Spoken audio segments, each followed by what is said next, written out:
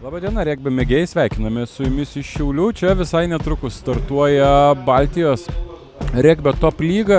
We have many youngsters in our team this season, and they are playing in the back line. And after the number 10 kicks, we couldn't get out. And the second problem was that we make too many offsides in the first half.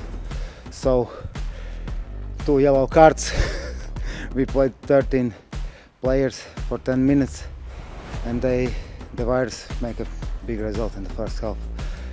We speak about our mistakes in the halftime, and we started to play more brave in the second half with the fire in our hearts, and the second half was quite good. It looks like if you take out some errors, if you make a good lineups, you can be a really competitive team. Do you agree with that? That season just started and you just need time to improve? Of course, yeah, we had too many mistakes in standard situations, lineouts and scrums.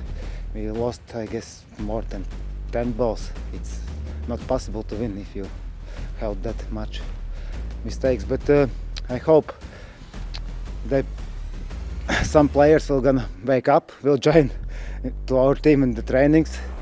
We will make a bigger squad, and we will be a better team in the next games. Pagaliau atėjo ta diena, kai jaunimas duoda ir mes tik tais padedam.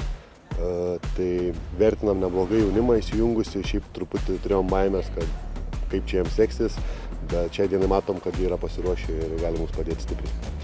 Bendrai paėmus 2 skirtingi kėliniai. Pirmam sutvarkėt visus reikalus, antram tiesiog palaikėt dėgymą. Kas tai lėmė? Tikriausiai taktika. Mes nenorėjom nustoti žaisti po 60 minučių, mes norėjom lošti 80.